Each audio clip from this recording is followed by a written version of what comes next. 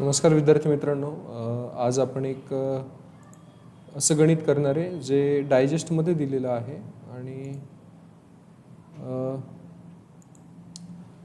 भरपूर जणांना ते गणित करताना थोडी अडचण येते. ठीक आहे, आणि एक खूप छान असं गणित आहे. असं सांगितलं आहे तुम्हाला, the product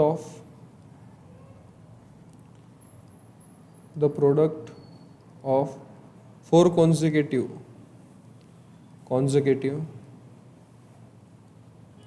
natural number is 840. Find those number.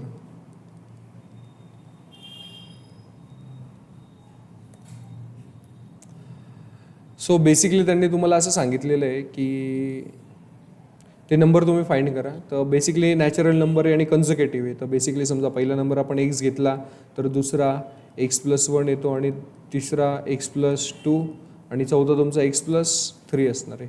लक्षात घ्या की अनेक गणित आहे ज्या ठिकाणी जसं आपण ते AP मध्ये बघणार आहे की अशा अनेक गणित जिथे तुम्हाला अशा पद्धतीने घेऊन नाही चालत. ठीक आहे, पण आपण ट्राय करू की ते आपल्याला अशा पद्धतीने गणित तयार करता येतं का. आता जेव्हा असं गणित येतं तुम्ही डायरेक्ट काय करायचा प्रयत्न करतात की तुम्ही सर्वांचं सर इथे म्हणजे त्यांचं प्रोडक्ट दिलं आहे म्हणजे त्यांचं मल्टिप्लिकेशन करणार आपण, बरोबर. तर सर्वांच्या डोक्यामध्ये पहिले तर तेच येतं. ठीक आहे,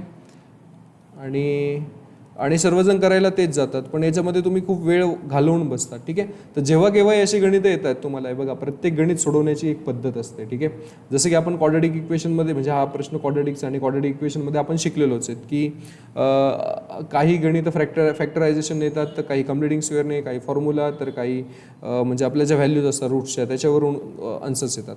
तर मग तसं हे गणित आहे. आता याला करताना जर तुम्ही डायरेक्टली जर केलं की x केलं तर तुमचं काय येणार आहे, x² प्लस काय येतो, x येतो. मग तुमचं हे येतं आणि समजा तुम्ही ह्या दोघांचं केलं. ठीक आहे, जी नॅचरल रिएक्शन x प्लस तुमचं येतं 3x येतं प्लस 2x येतं आणि तुमचं 6 येतं. ठीक आहे, पण मग जेव्हा तुम्ही याला करणार आहे तर x² तुमचा x⁴ होऊन जाणार आहे. काय होऊन जाणार आहे, x⁴ होणार आहे. तर मग जेव्हा ही अशी गणितं तुम्ही सॉल्व्ह करणार आहे आणि x⁴ गेलं म्हणजे ते क्वाड्रॅटिक इक्वेशन झालं. आता हे गणित कसं सॉल्व्ह करायचं. ठीक आहे, मग तुम्ही हे जे केलंय ते चुकीचं आहे का, पण नाही. ते हे गणित सोडवायला म्हणजे जे आन्सर आपल्याला आणायचं आहे ते याच्याने येणार नाही आहे. त्याच्यासाठी आपल्याला काय करावं लागतं, समजा रे मी असं केलं 2 × 3 × 6 × काय केलं रे, समजा 1 आहे. ठीक आहे, याचं आन्सर काय रे, 1 2 जा 2 2 3 जा 6 6 6 जा किती येणार, 36 येणार आहे. याचा आन्सर किती आहे रे, 36 आहे. पण समजा मी असं केलं 6 1 जा 6 केलं आणि 2 3 जा 6 केलं म्हणजे 6 1 जा काय आलं तुमचा 6 आलं. ठीक आहे, आणि 2 3 जा किती आलं 6 आणि 6 × 6 पण काय आलं 36. म्हणजे मल्टिप्लिकेशनमध्ये तुम्ही कसंही करा तुमचं आन्सर काय येतं, सेम येतं. मग इथे मल्टिप्लिकेशन करताना ही फर्स्ट आणि सेकंड टर्मचं न करता आपण फर्स्ट आणि लास्ट टर्मचं करणार आहे. कोणाचं करणार आहे, फर्स्ट आणि लास्ट टर्मचं. म्हणजे आपण करणार आहे x × x+3 त्याच्यानंतर आणि आपण करणार आहे x+1 आणि x+2 यांचं.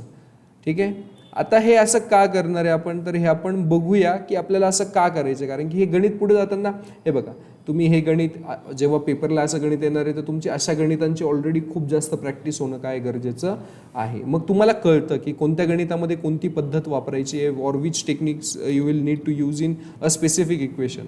तर याच्यामध्ये आपण असं करणार x × x काय करणार, x² आणि x × 3 काय करणार आहे, 3x होणार आहे.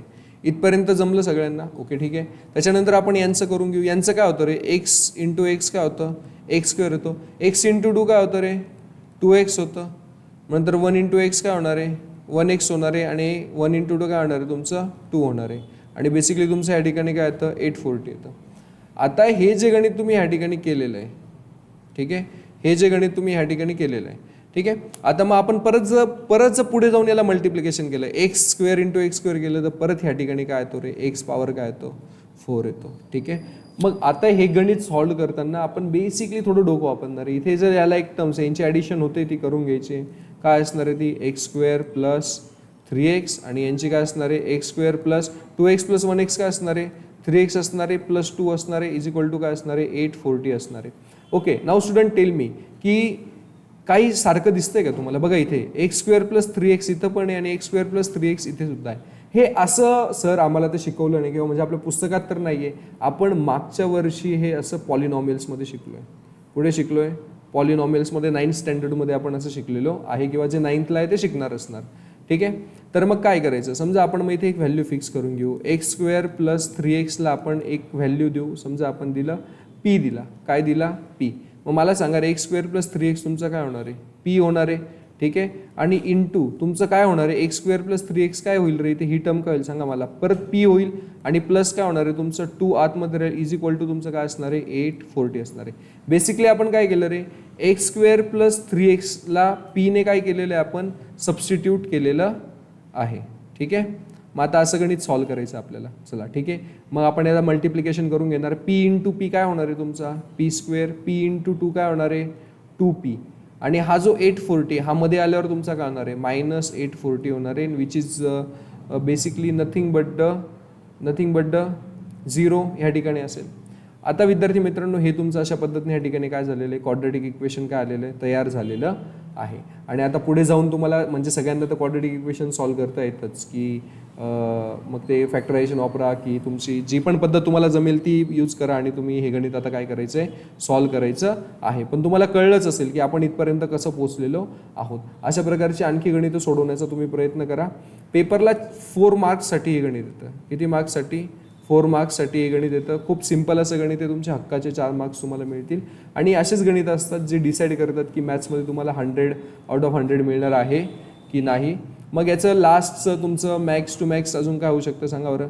तुम्ही 840चे फॅक्टर्स पाडा, ज्यांचा डिफरन्स कितीचा असला पाहिजे रे? 2चा असला पाहिजे.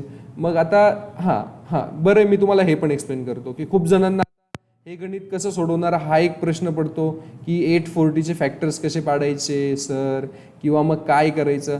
तुम्ही याला कम्प्लिटिंग स्क्वेअरने सुद्धा सोडवण्याचा प्रयत्न करू शकतात. बघू आपण. समजा तुम्हाला फॅक्टर पाडायला अवघड जात असेल तसं मी तुम्हाला एक पद्धत सांगून देतो फॅक्टर पाडण्याची. समजा आपल्याला काय पाहिजे रे? उत्तर किती पाहिजे? प्रोडक्ट किती पाहिजे? 840 पाहिजे. आपण मग जे पण नंबर्स आहे त्यांची जी ॲडिशन सबट्रॅक्शन आहे किती पाहिजे? 2. म्हणजे त्या 2 नंबरमधला डिफरन्स कितीचा असणार आहे रे? 2चा असणार आहे. अथर्व आवाज नको आहे मला. तर त्यांच्यामधला डिफरन्स कितीचा असणार आहे? 2चा असणार आहे. मग मला सांगा रे, तुम्ही कसं शोधणार 840चे असे फॅक्टर ज्यांचे ॲडिशन सबट्रॅक्शन किती येते रे? 2च्या जवळ येते. ठीक आहे. 840चे असे आपल्याला काय पाडायचे? फॅक्टर्स पाडायचे ज्यांचे ॲडिशन सबट्रॅक्शन कितीच्या जवळ येते? 2च्या जवळ येते. मला सांगा रे, 840 जवळ कोणाचा परफेक्ट स्क्वेअर कोणाचा येतो? 30चा येतो. 30चा परफेक्ट स्क्वेअर किती आहे रे? 900 आहे. बरोबर आहे. ठीक आहे. मग समजा जर आपण असं केलं की 30चा बेसिकली 900 आहे म्हणजे तो 840च्या जवळपासच आहे की नाही. आणि 8चा किती आहे रे? सॉरी 3 कोणा झाला? 30 झाला. ठीक आहे. त्याच्यानंतर 25चा तुम्ही सांगू शकता 625 म्हणजे 25पेक्षा ऑब्विसली तीच व्हॅल्यू काय असली पाहिजे? मोठी असली पाहिजे. तर मग तुम्ही इथे असं व्हॅल्यूज प्रेडिक्ट करू शकतात की ते 840 मग 30च्या जवळ येतो, 30चा 900 आहे म्हणजे एखादी 30पेक्षा छोटी. मग तुम्ही विचार करू शकतात की मग समजा जर तुम्ही एक नंबर जर 27 घेतला, आता डिफरन्स कितीचा आहे रे? 2चा आहे. मग दुसरा नंबर तुमचा काय पाहिजे? 9 असला पाहिजे. बरोबर आहे. पण 9×7चा किती होता रे? 9×7चा किती होता? 63 होता. शेवटी काय येतोय? 3 येतोय ना. आणि आपल्याला शेवटी काय पाहिजे? 0 पाहिजे. मग 0 कोणाकोणाचा येऊ शकतो? एक 28 × 30 केलं तर शेवटी काय येतो रे? 0 येतो. बरोबर आहे. ठीक आहे. मग इथे बघा 80 समजा, मग तुम्ही मग याचं करून बघायचं 28 × काय करून बघा किंवा 38 × ते करून बघा. 28 0चा किती होणार आहे? 0. याचं सांगा रे काय होईल? 8 24 वरती गेले 2, 3 2 6, 6 2 किती आले? 8. आलं का 840? समजलं? तुम्ही अशा पद्धतीने याला काय करू शकतात? प्रेडिक्ट करू शकता की फॅक्टर्स काय असतील. ठीक आहे.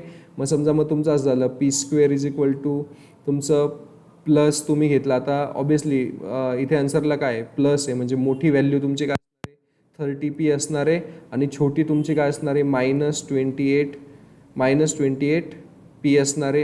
तुम्हाला -840 दिलं गेलेलं आहे इज इक्वल टू 0. यांच्यामध्ये कोण कॉमन आहे? p कॉमन आहे. मग pला बाहेर काढलं मध्ये काय उरलं रे? p + 30 उरला. त्याच्यानंतर याच्यामध्ये कॉमन कोण आहे बघायचं आहे. यांच्यामध्ये ऑब्विसली कॉमन 28 आहे.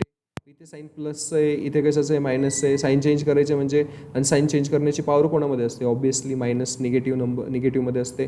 तर -28ला आपण कॉमन काढलं तर मध्ये ऑब्व्हियसली पी उरतो आणि इथे P+30, कारण की 28 तुमचे 840 होणार आहे. -28 × 30 तुमचं असं होतं, इज इक्वल टू काय येतं 0 येतं. मग तुमच्या दोन व्हॅल्यू तयार होतं, एक P+30 तयार होते आणि एक काय तयार होते, P-28 तयार होतं, इज इक्वल टू काय तुमचं 0 आहे. ठीक आहे. त्याच्यानंतर मग तुमचा P येतो -30 आणि P येतो तुमचा 28 येतो. अशा तुमच्या दोन व्हॅल्यूज आलेल्या आहे. ठीक आहे. आणि आपल्याला माहिती आहे आपला P म्हणजे काय होता रे, आय थिंक x² + 3x होता.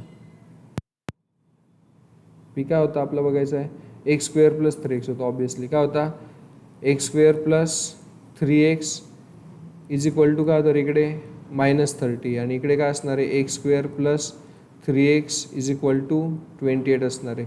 ठीक आहे. मग तुमचं x² + 3xचं मध्ये येऊन काय होणार आहे, +30 इज इक्वल टू 0. इथे काय होईल, x² + 3x - 28 is equal to काय होईल, 0 होईल. 30चे असे फॅक्टर्स पाडा ज्यांचे ॲडिशन सबट्रॅक्शन किती येते रे, 3 येते. कोण आहे असं, कोण 10 3s, आपण त्यांची ॲडिशन सबट्रॅक्शन किती आली पाहिजे, 3 आली पाहिजे ना. मग असं कोणी आहे का, नाही येते, कोणी येत नाही आहे. मग आपण आपलं मग कदाचित याचं उत्तर फाईंड करायला वेगळी पद्धत वापरावी लागेल. पण मग आता आधीच एवढं केलेलं आहे, 4 मार्काचं गणित आहे, तर एवढं जास्त ते तुम्हाला करायला लावणार नाही. मग आपण कदाचित याच्यावर प्रयत्न करायचे का, याच्यावर प्रयत्न करू.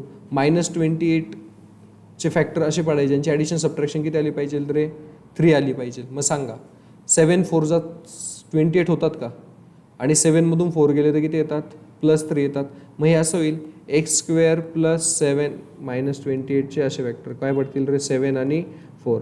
ॲडिशन सबट्रॅक्शन या दोघांची किती आली पाहिजे तर +3 आली पाहिजे. +3 येते का दोघांची, ऑब्व्हियसली. मग प्लस आणि हा काय असणार तुमचा मायनस.